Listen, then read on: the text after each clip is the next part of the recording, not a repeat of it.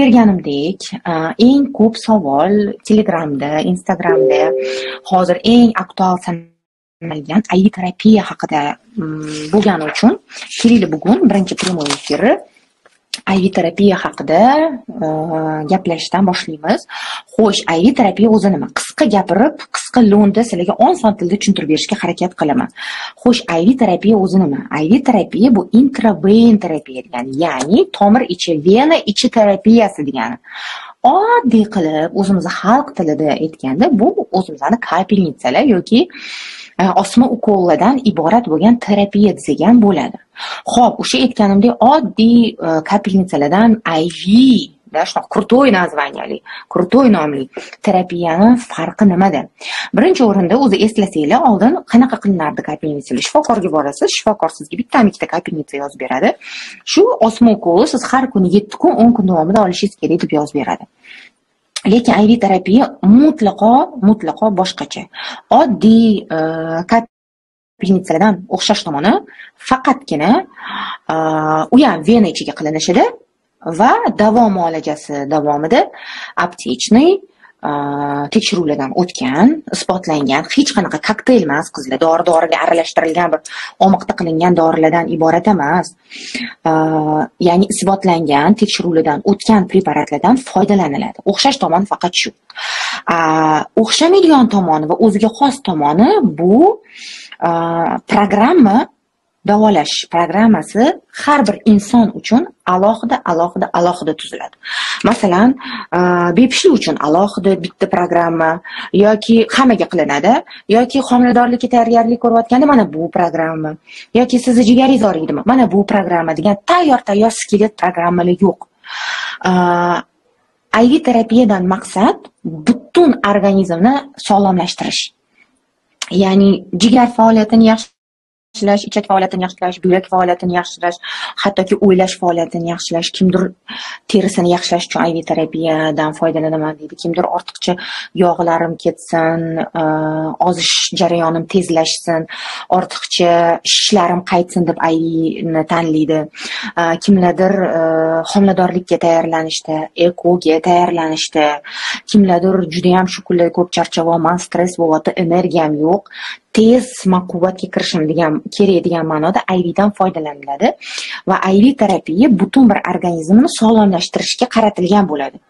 Organizmni sog'lomlashtirsangiz, ya'ni hamma o'sha relsdan chiqib ketgan poyezdni joyiga qo'ysangiz, o'zi poyezd dalshi yurib ketadi.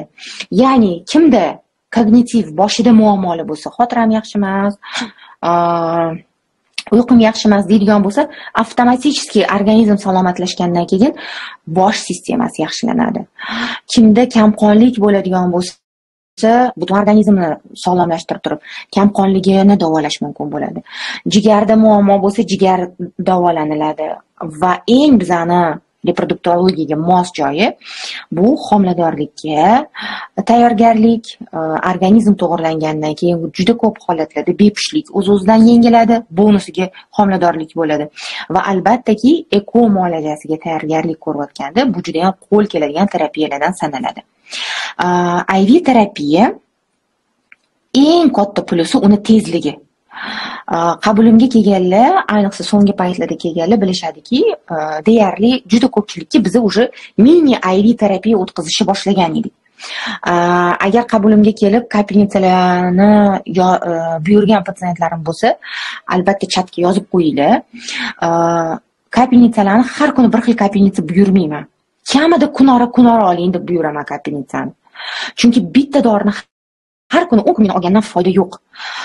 IV terapiyada bir kun detoks bilan ishlaniladi, bir kun jigar bilan ishlaniladi, bir kun buyraklar bilan ishlaniladi. Ya'ni birinchi o'rinda organizmda ortiqcha qo'pol qilib aytganda musorlardan tozalab tashlashimiz kerak bo'ladi. IV terapiyani birinchi etaplari shundan iborat bo'ladi. Organizm tozalanib olgandan keyingina uni ustiga kerakli, ya'ni IV terapiyadan maqsad nima bo'lsa, o'sha tomon bilan ishlash boshlanadi. Taxminan 3-chi, 4-chi, 5-chi kapelnitsalardan boshlanadi.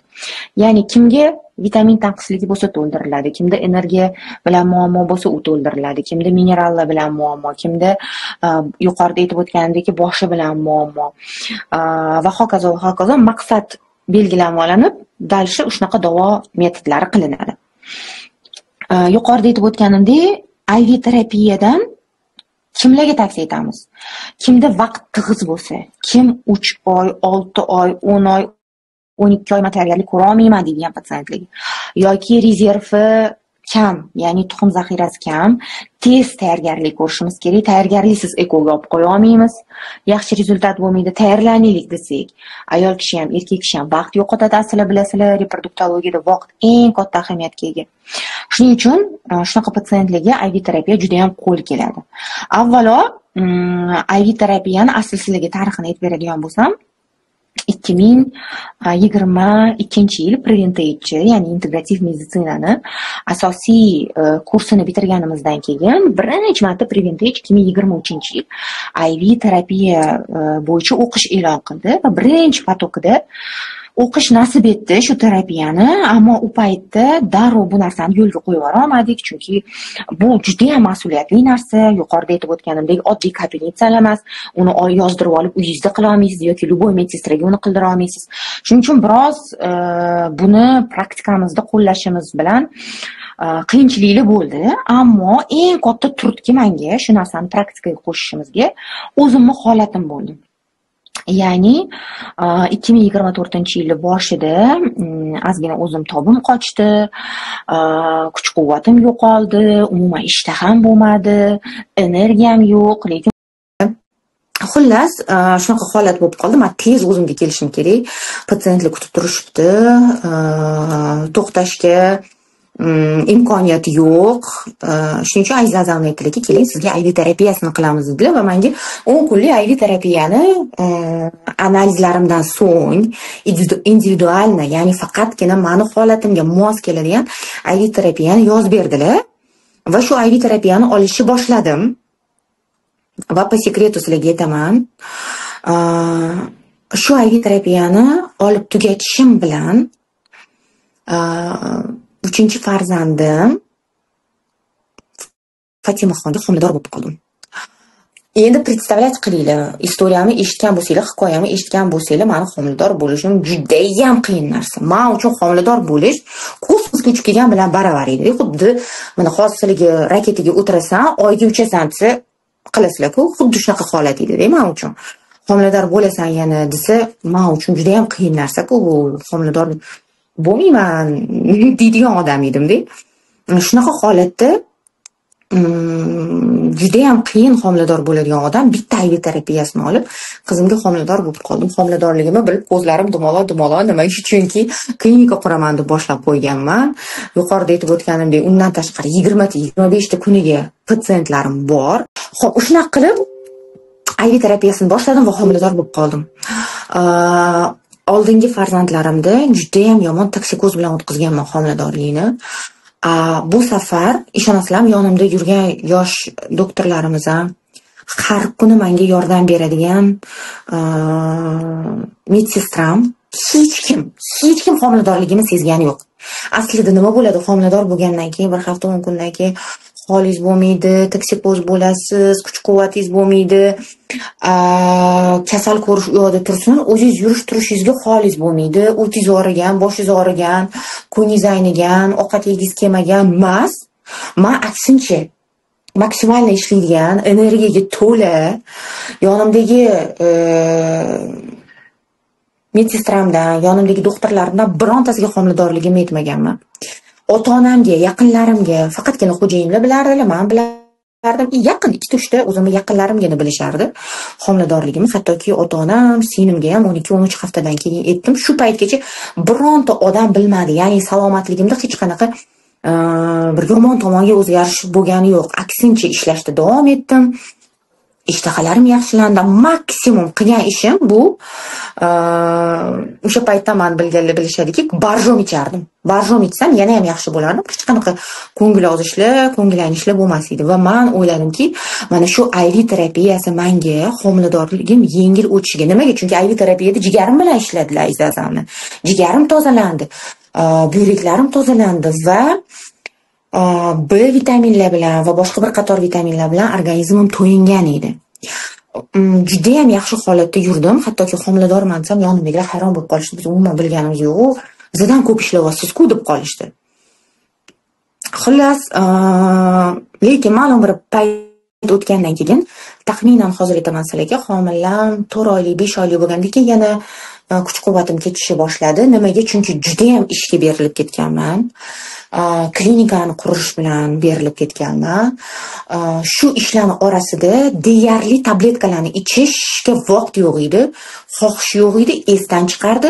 Hammalarga buyurilgan tabletkalarimni o'zim icha olmaganman. Shuning uchun nima qilganman? IV terapiyasi ma'lum bir payt ishlab turdi. Keyin sekin kamayishni boshladi. Bundan keyin yana Toshkentdagi Muhabbat Davronovni eng zo'r IV terapiyani yo'lga qo'ygan insonlardan birinchisi desam bo'ladi Toshkentda. Muhabbat Davronovga aytsam, homiladorman, qilsa bo'larmikan? Muhabbat Davronovni nima deysiz desam, organizmingizni holatingizdan, analizlaringizdan kelib chiqib qilamiz-ku. Конечно, qilsa bo'ladi. Keling dedilar. Va ularda ham IV terapiyani olishni boshladim. Shunaqa maza qildim. Shunaqa yana kuch-quvvat kelib, ishlashda davom etib, ma'ni oldindan biladiganlar bilishadi, homiladorlik paytimda deyarli umuman kasal bo'lganim yo'q. Bir kun ham ishsiz qolganim yo'q. Ya'ni mazam yo'q, holim yo'q, patsientlarni atmen qilinglar deganim yo'q. Har doimgi rejimda, hattoki undan ham ko'p rejimda ishlashga to'g'ri keldi. Va butun homiladorligim paytida 2 marta emas, yo 3 marta, yo 4 marta IV terapiyaga bordim va har safar yana kuch-quvvatga kirib, yana dalshi ishlashda davom etardim. Patsientlarni ko'rardim, ekoli va hokazo. Va bilsanglar, hattoki Kesirov bilan tuqqan bo'lsam, bir kun oldin ham punksiya qildim, bir kun oldin ham transfer qildim. Transfer qilgan patsientim Maftuna shu yerda bo'lsangiz, homilador bo'lganlar. Aytmoqchimanki, oxirgi kunimgacha juda ham yaxshi yurdim va men o'ylaymanki, bunga menga juda ham IV terapiya yordam berdi. Конечно, faqat IV terapiya deb aytolmayman. IV terapiya kompleks narsa, bitta bilan qilib bo'lmaydi. Albatta, sog'lom turmush tarziga e'tibor berdim, yeb ichayotgan narsalarimga e'tibor berdim. Har kuni imkon qadar 7000-8000 qadam yurishga e'tibor berdim. Uyqum bilan maqtana olmayman, chunki uyga kech kelardim, uyda yana qiladigan ishlarim bor. Uyqum buzilgan edi. Hatto yotsam uxlayolirdim.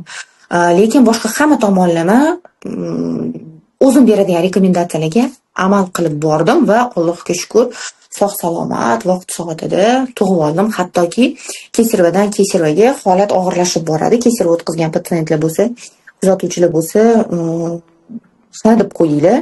Birinchi Kesirva, ikkinchi Kesirvadan ko'ra murakkabroq bo'ladi, lekin hattoki shu homiladorligimdan keyingi operatsiyam ham juda ham yengil bo'ldi. Birinchi, ikkinchi Kesirvamdan keyin albatta yonimda onam yoki yonimda yordamchim, bolamga qaraydigan nyanya, singlim, dugonam har kuni kimdir oldimga kelib menga qarashib turish kerak edi. Yura olmasdim, tura olmasdim, hamma yog'im shishib ketgan. Homiladorlik paytimda 15-20 kilogramm vazn yig'ganman. Yig'ganimdan keyin qo'l oyoqlarim shishib ketgan, tuqqanimdan keyin battar shishib ketardim. Oyoqlarim filoy, begemotdan farqim qolmas edi. Lekin shu safar butun homiladorlikda atigi 7-8 kilogrammgina yig'imman va tug'ruqdan keyin umuman shishganim yo'q. Aksincha yengil bo'lib qoldim va umuman hech kimning yordami kerak bo'lmadi menga. Faqatgina bir kun Dilan Nurmatni oldimda qolib birinchi kun yordamlashdi, lekin ertasidan echkicha bo'lib sakrab yurdim. Bolamga ham o'zim qaradim, o'zimni ham o'zim epladim va o'ylaymanki, shu o'tkazgan IV terapiya ham menga juda ham yordam berdi deb o'ylayman. Shuning uchun shu narsani o'zimda sinab, o'zimda buni effekti zo'rligini bilib, qo'rqmasdan shu IV terapiyani albatta o'zimizning klinikamizda yo'lga qo'yishimiz kerak deb tuqqan kunimdan beri shuni harakatidaman. Ko'rayotgan bo'lsanglar, Preventech IV kursini bitirib, IV specialist degan diplomni olgan bo'lsam ham, bilimlar har doim kam, yangi bilim olish bilan ovoramiz. Ayzazamdan juda ham ko'p narsalarni o'rgandim. Kattakon rahmat deb aytaman. Undan tashqari mana hozirda Muhabbat Davronovga borib yana ham tajribamizni oshirish harakatidamiz. Haftada 3 marta, 4 marta ularning oldilariga borib yana ham chuqurroq shu mavzuni o'rganyapmiz. Nima uchun? Chunki IV haqiqatdan oson narsa emas. Bitta protokol ikkinchi protokolga to'g'ri kelmaydi. Masalan, menga protokol yozib berishdi-ku, men shu protokol bilan homiladorligimni zo'r o'tkazdim-ku, shuni hammaga yozib o'tiraveraman desam, ishlamaydi qizlar, umuman ishlamaydi. IV terapiya просто tak chiroyli qosh ko'zingizga qarab yoki siz diagnoz homilador bepushtli degan diagnozga qarab lecheniya yoziladigan metod emas. IV terapiya uchun spetsialniy check-up bor, check-up list bor. Ya'ni maxsus analizlarni topshirishingiz kerak bo'ladi. U analiz mana shu boshingizdan tovoningizgacha tekshiradi sizni. Nima uchun? Chunki birinchi o'rinda xavfsiz bo'lish kerak. Birinchi o'rinda. Men aytaman, tibbiyotdagi har bir terapiya, har bir davolash usuli samarador bo'lishidan oldin birinchi o'rinda xavfsiz bo'lish kerak. Siz uchun, sizni salomatligingizga zarar yetkazmasligi kerak. Ikkinchi o'ringa keyin samaradorligini qo'ysak bo'ladi. Shuning uchun analizlar birinchi o'rinda o'zingiz uchun, o'zingizlarning xavfsizligingiz uchun topshirasizlar. Ikkinchi o'rinda biz uchun. Nimaga? Chunki vrachingiz IV terapiyani tuzayotganida sizni organizmingizni holatini to'g'ri baholay olsa, qayerda nima reaktori buzilganini to'g'ri ko'ra olsa, to'g'ri preparatlarni sizga buyura oladi. Va albattaki natijasi ham chiroyli zo'r bo'ladi. Shuning uchun maxsus tekshiruvdan o'tib, keyin sizga protokol tuziladi. Protokolning tarkibida faqat kapinitili bo'lmaydi. Protokol tarkibida albatta ichiladigan tabletkalar ham bo'ladi. Chunki ozgina kapinitgacha organizm tayyorlab olish kerak bo'ladi. Tomirlarni tayyorlab olish kerak bo'ladi. Taxminan bir haftacha dori ichib boshlaysiz oldin. Keyin o'sha maxsus IV terapiya yozilgandan keyin yuqorida aytib o'tganimdek, masalan, bugungi birinchi kuni olgan dorim ikkinchi kunga to'g'ri kelmaydi. Bitta IV terapiyani yozdirib olib, любой joyga borib uni qildira olmaysiz. IV terapiyani yozadigan vrach shu bilimga ega bo'lishi kerak va uni qiladigan hamshira ham albatta IV terapiyani biladigan IV hamshirasi bo'lishi kerak. IV hamshira ham 2 oy, 3 oy bunga o'qitiladi. O'z-o'zidan любой hamshira IV hamshira bo'lib keta olmaydi. Shuning uchun bu narsani qat'iy o'zimizning klinikada yoki boshqa joyga borib IV oladigan bo'lsanglar, o'sha klinikada olishingizni tavsiya etgan bo'lardim. Aslida IV juda ham urfga kirgan birinchi o'rinda Amerikada. Juda ham urfga kirgan Yevropada va bizga yaqin davlatlardan hisoblangan Rossiyada hozir juda ham urfga kirgan. Kim yulduzlarni kuzatsa, hozir juda ham moda bo'ldi. Nat Plus, NMN yoki kosmetologlardan eshitishingiz mumkin. Zolushka kapelnitsalarni, Myers degan kapelnitsalarni eshitishingiz mumkin. Albattaki men yo'l-yo'lakay, особенно kosmetologik kabinetlarda analizlarsiz bunaqa proseduralarni o'tkazishga umuman mutlaqo qarshiman. Chunki hech kim garantiya bermaydi, hattoki bizda ham bu dorilarga allergiya bo'lmasligiga. Lekin imkon qadar kapelnitsalar juda ham sekinlik bilan, juda ham qisqalik bilan qilinadi. Nimaga? Allergiya yo'qmi, allergik reaksiya yo'qmi? Va mabodo allergiya bo'ladigan bo'lsa ham klinikada shu allergiyada sizga yordam bera oladigan mutaxassislar bo'ladi. Shuning uchun IV terapiyani faqatgina maxsus shunga moslangan klinikalarda olishinglarni sizlarga tavsiya etgan bo'lardim. IV terapiyani har kuni olish shart emas. Masalan, bir kun, 2 kun ketma-ket olib, keyin kun ora, hattoki haftada 2 marta, 3 marta olib yursanglar ham bo'ladi. Har kuni olgandan birinchidan tomirlar ham charchab qoladi. Ikkinchidan ozgina orasini ochib qilinsa, organizm olingan dorilarni ishlatishga, to'g'ri ishlatishga, kerakli joyga yetkazishga sharoit bergan bo'lasiz. Taxminan standartni 10 kuncha IV terapiya davom etadi. Xo'p, nima savollaringiz bor yana IV bo'yicha? IVda faqatgina isbotlangan, aptekada sotiladigan, tekshiruvlardan o'tgan preparatlar qo'llaniladi. Yuqorida aytib o'tgandek, hech qanaqa 10 ta dorini bitta flakonga tiqib qilishlar yo'q. Kokteyl qilish yo'q. Ketma-ket qilinadi, ammo kokteyl holatida qilinmaydi. Kokteyl opasni qizlar. Xo'p. Yosh chegarasi yo'qmi? Yo'q, yosh chegarasi yo'q, lekin masalan, muhabbat davronini ham aytaylik, qancha yosh paytida olsa, shuncha effekt yorqinroq bilinadi. Shuncha effekt yaxshiroq bo'ladi. Infantil bachadon haqida ma'lumot bering. Kelinglar qizlar, IV haqida tugatib olaylik, keyin va'da beraman 10 daqiqa faqat IV dan tashqari bo'lgan savollaringizga ham javob beraman. Nargiz opa. Check-uplarim tayyor, chaqirishlarni kutyapman deyaptilar. Xudo xolisa Nargiz opa, keyingi hafta dushanba, seshanbalarga kelsangiz bo'ladi. siz uchun maxsus protokol tuziladi. Protokolni tarkibida faqat kapelnitsalar emas, nechida uxlashingiz, qanaqa sharoitda uxlashingiz, nimalar yeb ichishingiz mumkinligi, nimalar mumkin emasligi, oshqozon ichigini qanaqa tayyorgarchilikdan o'tkazish kerakligi va 10 kun davomida albatta IV mutaxassisimiz Lola Muxtarovna sizni nazoratga oladilar. Holatingizni o'zlari kuzatib boradilar. Prosta yozib qo'yib sizni berib yubormaymiz. Feruza opa, menga Aziza Mamajonni kapelnitsalar yozgandilar. Sizni klinikangizda oson bo'ladimi? Bo'ladi Mardona. Agar IV terapiya bo'lsa, bo'ladi, keling. Punksiyadan keyin ham olsa bo'ladimi? O'zi umuman punksiyadan keyin nima qilish kerak, Feruza opa? Punksiyadan keyin olsa ham bo'ladi. Nimaga? Chunki punksiyadan keyin patsientda ikkita yo'l bo'ladi. Birinchisi, yoki patsient endi transferga tayyorgarchilik ko'rish kerak, ya'ni homiladorlikka tayyorgarlik ko'rish kerak va variant B banking, ya'ni yana punksiyaga tayyorgarlik qilish kerak bo'ladi. Shuning uchun albatta punksiyadan keyin ham olish mumkin. Birinchidan detoks bo'ladi. Punksiyagacha olgan dorilaringiz, narkozlar hammasi tezroq organizmdan chiqib ketishiga yordam beradi. Ikkinchidan organizmni yanada tiklashga yordam beradi. Hozir kirolmayotganlar bor ekan, qizlar.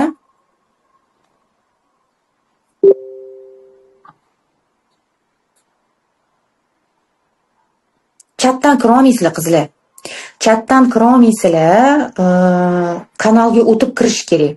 Asosiy kanalga o'tinglar. Asosiy kanalda silka qoldirilgan. O'sha silkaga kirishga kerak bo'ladi. Asosiy kanalning silkasi chatda bor. Hozir mana chatga tashashdi yordamchilarim. O'sha silka orqali kanalga o'tsanglar, qizlar, kira olasizlar. Mastopatiya va miomasi bor ayollarga ham mumkinmi? Mumkin.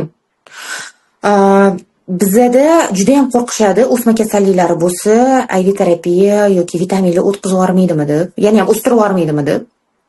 Aslida biz hali ham o'sha eski fikrlar bilan yurgan paytimizda Yevropa, Amerikada, masalan, onkologik kasalliklarga juda ham katta miqdorda vitaminlar quyiladi.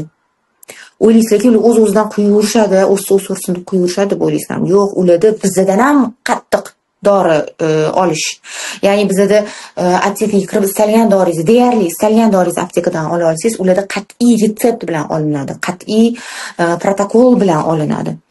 Ya'ni ular onkologik kasalliklarga vitamin quyishdan oldin juda ham katta исследование qilishgan bo'ladi va bu исследованиялар natijasida, tekshiruvlar natijasida haqiqatda buni foydaliligini ko'ribgina qilishadi. Nimaga? Chunki onkologiyada juda ham ko'p kimyoterapiya qilinadi, nur terapiya qilinadi va organizmdan ko'p miqdorda kerakli mahsulotlar yuvib tashlanadi. Bir yoqdan yuviladi, bir yoqdan quyiladi, bir yoqdan yuviladi, bir yoqdan quyiladi. Shuning uchun fibrozniy kistozniy mastopatiya yoki mioma hozir isbotlangan, masalan, juda katta исследованиялар qilingan vitamin D ni defitsiti miomaga olib keladi degan. Yodda defitsiti mastopatiyaga olib keladi, endometrioz, adenomioz holatlariga olib keladi.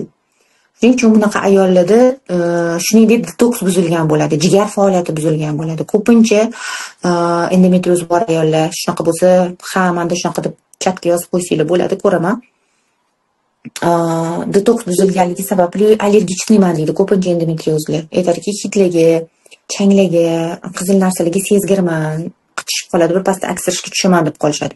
Nimaga? Bu ham detoks buzilganligini aslida belgisi. Va shu mastopatiya, miomada jigar faoliyati yaxshilansa va albatta uni ham o'ziga xos nyuanslari bor. Ya'ni o'sha o'stirib yubormaydigan yomon sifatli estrogenlarni chiqarishga ishlatib yuborish kerak emas jigarni. O'shaning uchun bilib detoks dorilarni ham podbor qilish kerak bunaqa holatda. Shunaqa nyuanslar учитываться qilib, e'tiborga olinib, podbor qilinsa protokol, naborot, rosa foyda bo'ladi.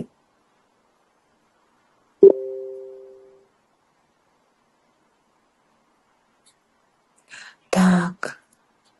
Hadichaxon, assalomu alaykum Feruza Nazarova. Men patsientingiz Nodiraman, o'tgan yil qabulingizga borgandik. Xo'jayinim Koreyada ishlardi. Esladingizmi? Homilador bo'lgan edim. Homiladorlarni onlayn ko'rmasdingiz. Men ham borishga sharoit qila olmagandim. Xo'jayinim Koreyaga ketib qolib. Alhamdulillah biz tug'ilib oldik. Mashalloh, hozir qizimiz bor. Alloh sizni sababchi qildi. 8 oylik bo'ldik. Juda ham shirin qiz bo'lgan. Biron kun albatta o'tamiz. Alloh nasib qilsa. Keling, Nodira keling. Siz uchun juda ham xursandman. Yaxshi kuningizga sababchi bo'lganimizdan juda ham xursandman. Albatta keling.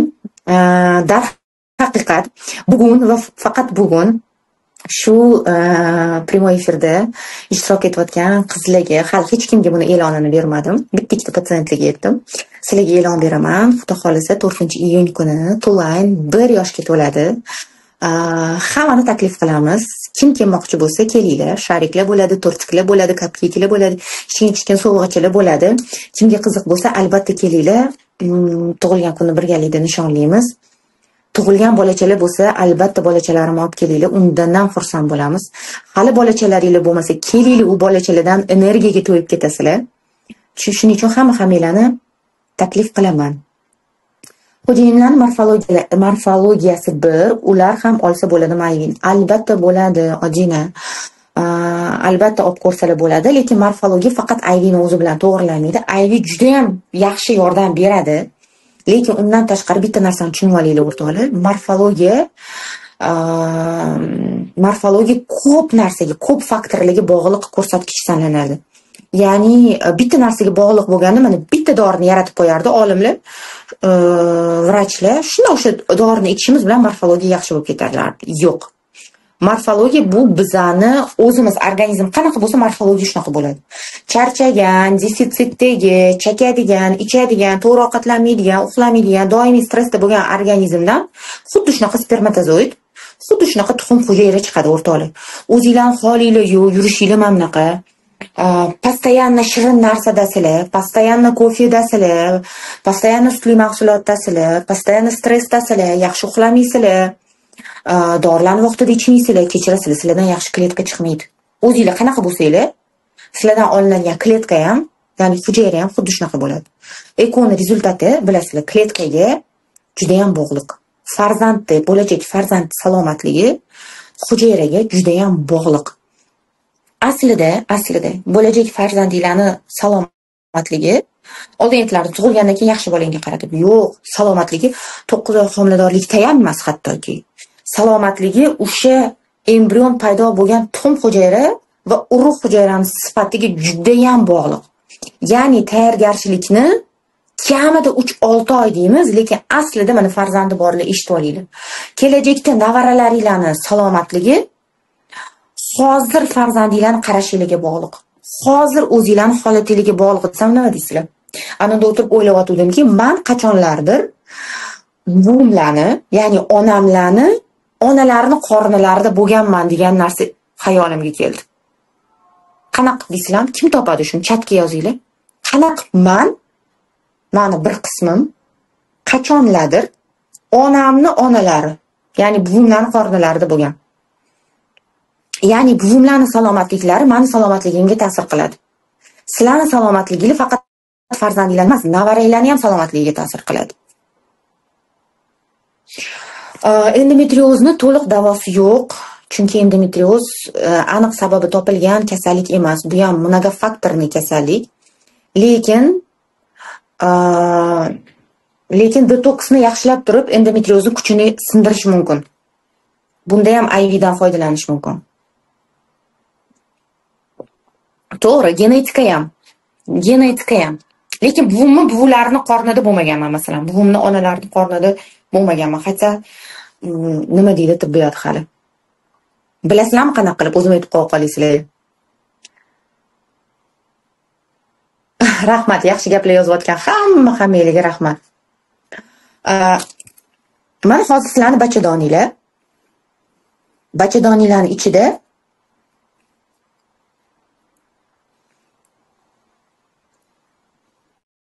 yetsikletka bor, to'g'rimi? Tuxum hujayralarning ichida, tuxum donalarining ichida tuxum hujayra bor. Mana shu tuxum hujayradan, yarmi mana tuxum hujayra, to'g'rimi? Hozirga chizib ko'rsataman.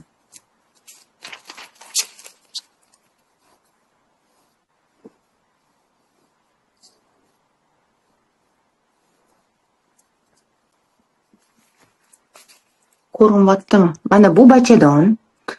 Bachadon nayi tuxumdon. Tuxumdonni tarkibidagi folikula. Mana shu folikula yorilgandan keyin mana bu yerda tuxum hujayra paydo bo'ladi. Mana shu tuxum hujayra urug' hujayra bilan urug'lansa, embrion paydo bo'ladi. Qachonlardirman shu onamni qornida bachadonlarida, tuxumdonlarida bo'lgan aatsit bo'lganman, yarmim, to'g'rimi? Yarmim aatsit bo'lgan. Lekin mana shu onamni qornidagi aatsit qachon paydo bo'lgan? Onam buvimni qornilari paytida, ya'ni chaqaloq, hammamiz qiz bola, chaqaloq paytida onasini qornida o'sha bachadoni, tuxumdoni va zaxirasi bo'ladi. Onamni zaxirasi buvimni bachadonlarida bo'lgan paytlarida paydo bo'lgan. Ya'ni men o'sha zaxirada bo'lganman. Tushunasizlar? Shunaqa o'rtoqlar, hozir ichayotgan kola fantalaringlar, hozir ichayotgan fast foodlaringlar, hozir uxlamasdan kechasi Instagramda meni tomosha qilishinglar yoki boshqalarni YouTube'da ko'rishinglar, Telegramlarni ko'rishinglar, bir-biringlar bilan chatda kechasi gaplashishinglar uxlash kerak bo'lgan paytda. Bu hammasi nafaqat sizlarning farzandinglarga, balki kelajak avlod, hattoki nabiralaringizga ham ta'sir qiladi. Shuning uchun so'nggi paytlarda bepushtlikning soni, ayniqsa noma'lum sababli bepushtlikning soni ortib bormoqda. Xo'sh, keling yana savollarga o'tamiz.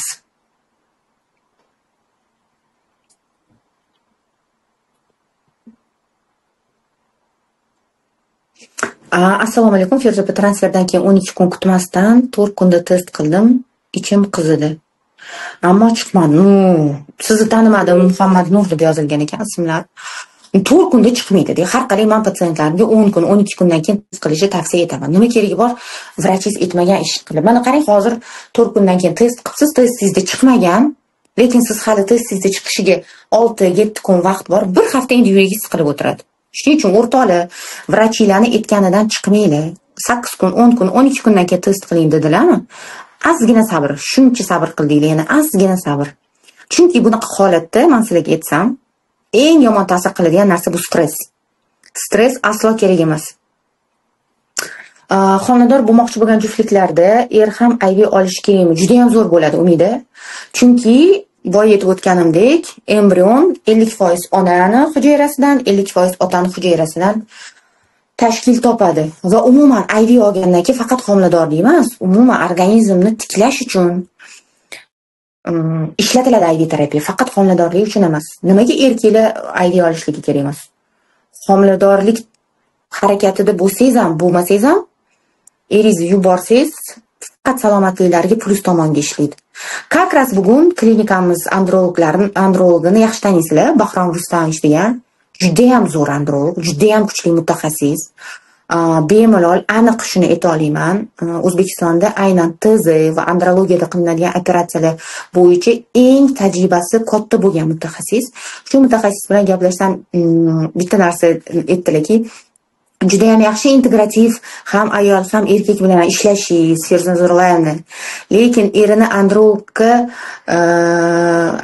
обязательно eringiz bir ko'rinib ketsinlar deb qo'ying. Qabul davomida mayli menga kelishligi shart emas, lekin bir androlog, bir urologga yoki ayoli aytsin, erkaklar borsin, erkaklar deyarli borishmaydi shifokorga, lekin erkakning ham haqqi bormi? Masalan, bizni ginekolog sifatida bu yerda ayollar bo'lgani uchun bemalol aytaman, ginekolog sifatida erkaklarni ko'ra olmaymiz-ku. Hech kim sizni ko'ramiz deb ayta olmayman, ularni tekshiruvdan o'tkaza olmayman, ularni ko'rishga bilimim ham yetarli emas, chunki meni soham boshqa reproduktologiya bo'lgani bilan ularni analizlaridan kelib chiqib ayta olaman. Lekin erkaklarni spermogrammadan tashqari boshqa minglab muammosi bo'lishi mumkinmi? Masalan, libidani kamligi bo'lishi mumkinmi? Mumkin. Aloqani davomiyligi qisqa bo'lishi mumkinmi? Mumkin. Yoki peshob chiqarishda muammolar bo'lishi mumkinmi? Mumkin. Va hamma erkak ham buni, ayniqsa ayol reproduktologga ayta olmasligi mumkin.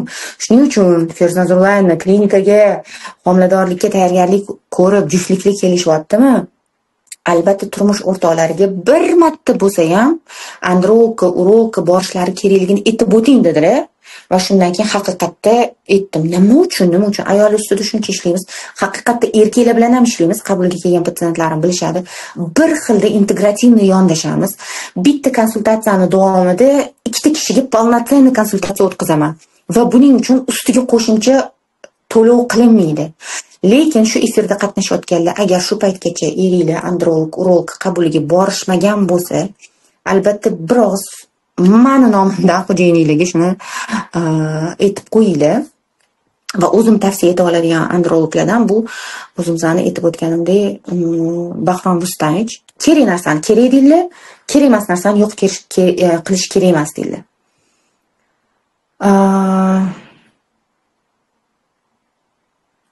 Tak. Kelinglar IV haqida gaplashamiz. Bilaman, boshqa savollar ham juda ham sizlarni qiynayapti. Assalomu alaykum Feruzopa, IV terapiyani qancha vaqt oralig'ida olish kerak o'zimiz va homilador bo'lishimiz uchun? Keyin bu o'rganish bo'lib qolmaydimi? Zo'r savol Tursunoy. O'rganish bo'lib qoladi, bilasizmi nimaga? Hattoki men Muhabbat Davronovga hazillashdimki, to'g'risini ayting, Muhabbat Davronovning ichiga narkotik sovorganmisiz dedim. Chunki shunaqa zo'r effekt oldim-da, shunaqa maza qildim. Bir nima sovordingiz, men shunaqa maza qilib boryapman, yana borgim kelaveryapti deb. O'rganib qolasiz, nima uchun effektini zo'rligini ko'rganingiz uchun o'rganib qolishingiz mumkin.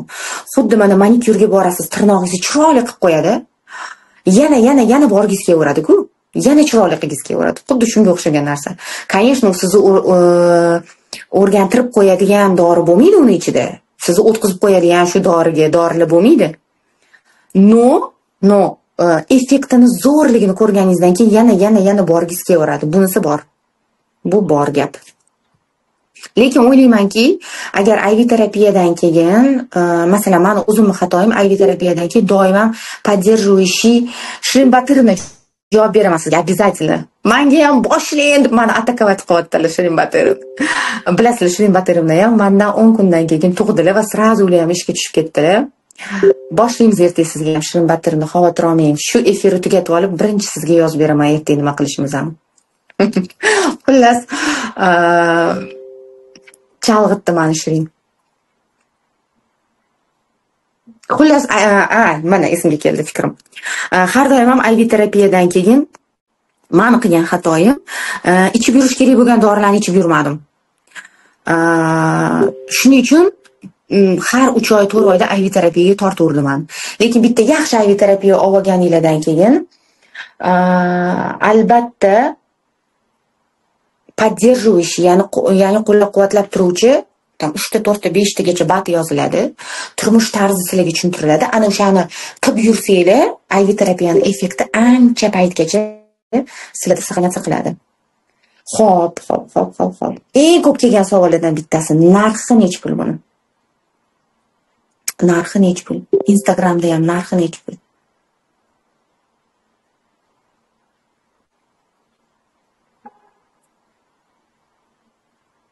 Qandli diabetda ham mumkin, Rayhon. Qandli diabetda ham mumkin, lekin nyuanslarni, o'sha qandli diabetlilarni bilaman, esimda, siz xo'jayingizlarda qandli diabet. Shunaqa nyuanslarni hisobga olib qilish kerak. Ya'ni hammaga ham yoziladigan narsa siz turmush o'rtog'ingizga to'g'ri kelmaydi. Ishlatish mumkin emas bo'lgan dorilar bor. Xo'p, narxi o'rtoqlar, narxi arzon emas. Buni Instagramda ham aytdim. Nima uchun?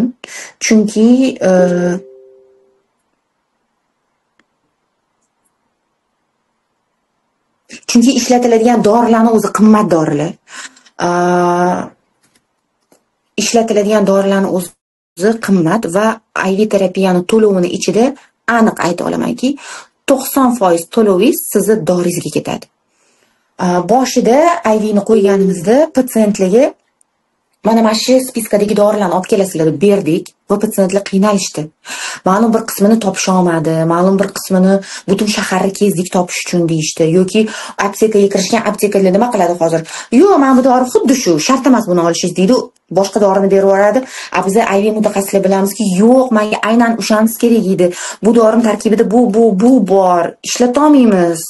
Desak, patsientlar puliga kuyishdi. Biz ishlatishimiz kerak bo'lmagan dorini kechirasiz, pulga sotib bo'lsanglar, ishlata olmaymiz, chunki programmamizga kirmaydi, bu sizlarga foyda emas, zararga ishlab qolishi mumkin.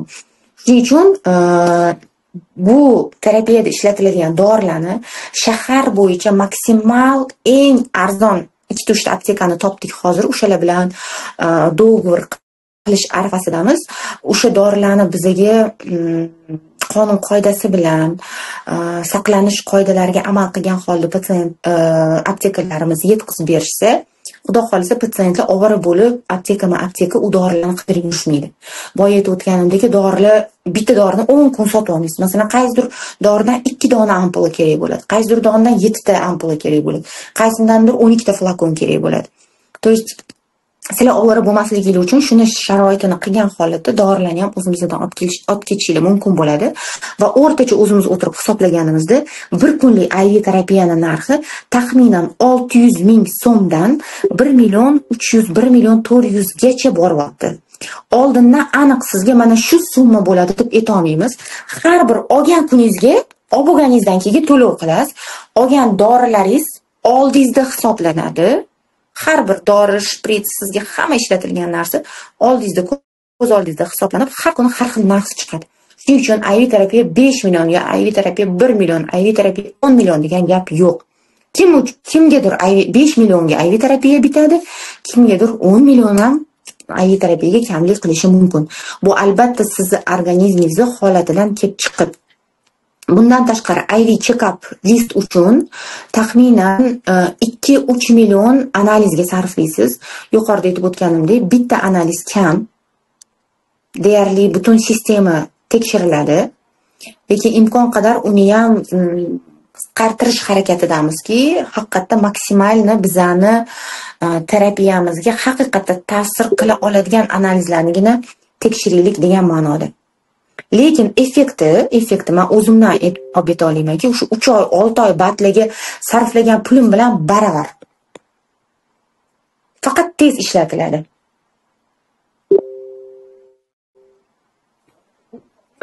Laylo, sizga IV, men bugun aytganim hozir sizni IV'ingiz. Bugun buyurgan kapellinsam, Laylo 2 mahal oling deb buyurgan kapellinsam, hozir siz uchun shu eng zo'r IV, qolgani kerak emas. IV necha marotaba olinadi? Taxminan standart bitta programmani ichida 10 ta bir kurs ichida 10 ta kapelnitsa bo'ladi. U kapelnitsalarni boya aytgandek har kuni olishingiz shart emas. Aksincha venaga dam berish kerak, vena dam olish kerak. Kimlarga mumkin emas IV? Ba'zi bir kasalliklarni o'tkir davrda, ya'ni masalan Rayhon so'raganlardagi sahrli diabet dekompensatsiya bosqichi, ya'ni og'ir holatdaligida yoki o'tkir og'ir xastaliklarda IV emas, IV yordamchi metod qizli, shuni unutmasligimiz kerak. Shuningdek, kimlarga qilinmaydi IV? Qoni o'ta quyuq, trombi, qon tomirlarida trombi bor yoki oldin tomirlari bilan muammo bo'lganlar bilan ehtiyotkorlik bilan qilish kerak. Ya'ni agar anamnezingizda tromboflebit bo'lgan bo'lsa, qachonlardir qattingizgadir tromb tiqilib qolgan bo'lsa, unda IVni juda ehtiyotkorlik bilan qilish kerak bo'ladi.